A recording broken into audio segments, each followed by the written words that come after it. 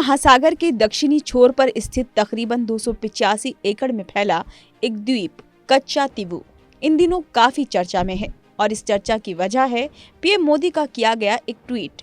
दरअसल कच्चातीवू द्वीप को लेकर पीएम मोदी ने कांग्रेस पर निशाना साधते हुए लिखा कि ये चौंकाने वाला है। नए तथ्यों से पता चला है कि कांग्रेस ने जानबूझकर कच्चातीवू द्वीप श्रीलंका को दे दिया था। इसे लेकर हर भारतीय गुस्सा है और एक बार फिर से मानने पर मजबूर कर दिया है कि हम कांग्रेस पर भरोसा नहीं कर सकते हैं। भारत की अखंडता, एकता कम कर और हितों को कमजोर करना ही कांग्रेस के काम करने का तरीका है जो 75 सालों से जारी है। दरअसल कच्चातीवू द्वीप पहले भारत का हिस्सा हुआ करता था, जिसे साल 1974 में हुए एक समझौते के तहत श्रीलंका को दे दिया गया। लेकिन आज भी द्वीप को वापस लेने के लिए लगातार मांगे उठती रहती हैं और कुछ लोग ये भी कहते हैं कि भारत ने इस द्वीप को सरेंडर कर दिया। ऐसे में ये जानना और समझना बेहद जरूरी है कि कच्चातीवू द्वीप का इतिहास क्या है। कच्चातीवू द्वीप को लेकर विवाद की वजह क्या है? कच्चातीवू द्वीप को लेकर भारत श्रीलंका के बीच हुए समझौते में क्या था और कच्चातीवू को लेकर फिलहाल सरकार का क्या स्टैंड है, समझिए.com की इस रिपोर्ट में समझते हैं।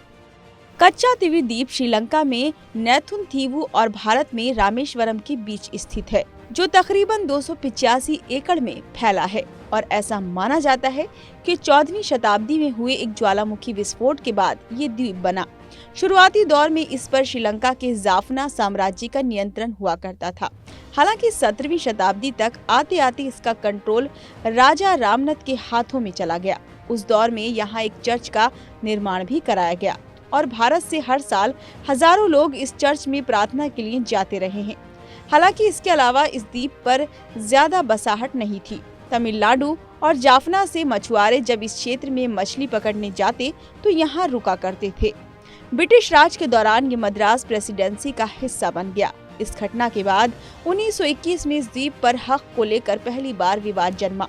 उस दौर में श्रीलंका को सीलोन के नाम से जाना जाता था और वहाँ भी अंग्रेजों का कंट्रोल था। इसलिए ब्रिटिश सरकार ने इस द्वीप का सर्वे करवाया और इस द्वीप को श्रीलंका का हिस्सा बताया। हालांकि भारत की तरफ से इस पर विरोध दर्ज हुआ क्योंकि ये द्वीप ऐतिहासिक रूप से एक भारतीय राजा के कंट्रोल में आता था। भारत को आजादी मिलने तक ये विवाद बरकरार रहा और 1947 में सरकारी दस्तावेजों के हिसाब से इसे भारत का हिस्सा माना गया। बावजूद इसके श्रीलंका ने इस पर अपना अधिकार नहीं छोड़ा। 1974 तक ये विवाद ऐसे ही चलता रहा और दोनों देश इस द्वीप का प्रशासन संभालते रहे। हालांकि समुद्री सीमा रेखा विवाद को सुलझाने के लिए साल 1974 में दोनों देशों के बीच एक बैठक हुई, जिसने एक समझौते का रूप लिया। ये समझौता 2 हिस्सों में हुआ। पहला 26 जून को कोलंबो में और 28 जून को दिल्ली में। इस समझौते के तहत भारत ने कच्चातीवू श्रीलंका को सौंप दिया। हालांकि इस समझौते में ये भी निहित था कि भारतीय मछुआरे इस द्वीप पर जा सकेंगे, लेकिन क्या वे लोग मछली पकड़ने के काम कर सकेंगे, इसका इस समझौते में साफ साफ उल्लेख नहीं था। लिहाजा श्रीलंका सरकार ने माना कि भारतीय मछुआरे केवल जाल सुखाने और आराम करने जैसी गतिविधियों के लिए इस द्वीप का इस्तेमाल कर सकेंगे। इसके अलावा भारतीयों को इस द्वीप पर बने चर्च में भी बिना वीजा जाने की इजाजत थी। हालांकि इस समझौते के बाद भी इस द्वीप को लेकर तमिलनाडु में विवाद बरकरार रहा। तमिलनाडु के तत्कालीन मुख्यमंत्री एम करुणानिधि ने तब की इंदिरा गांधी सरकार पर यह आरोप लगाया कि तमिलनाडु विधानसभा से सलाह किए बिना ये द्वीप श्रीलंका को दिया गया, जिसके बाद भी ये विवाद चलता रहा। साल 1991 में श्रीलंकाई गृह युद्ध में भारत के दखल के बाद कच्चातीवू को दोबारा वापस लेने की मांग उठी, जिसके बाद साल 2003 में श्रीलंका सरकार ने प्रस्ताव दिया कि वो भारतीय मछुआरों को मछली पकड़ने के लिए और अधिक लाइसेंस देने पर विचार कर रहा है। लेकिन तब तमिलनाडु सरकार और केंद्र सरकार ने इस पर कोई ध्यान नहीं दिया।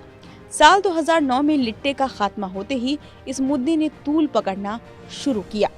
श्रीलंका की नौसेना ने इस इलाके में सुरक्षा बढ़ा दी, जिसके चलते भारतीय मछुआरे जैसे ही इस इलाके में जाते उन्हें गिरफ्तार कर लिया जाता।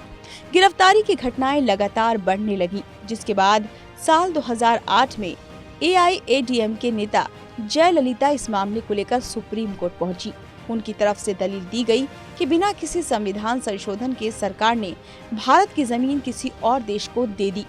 2011 में मुख्यमंत्री बनने के बाद उन्होंने विधानसभा में इस बाबत एक प्रस्ताव भी पारित करवाया।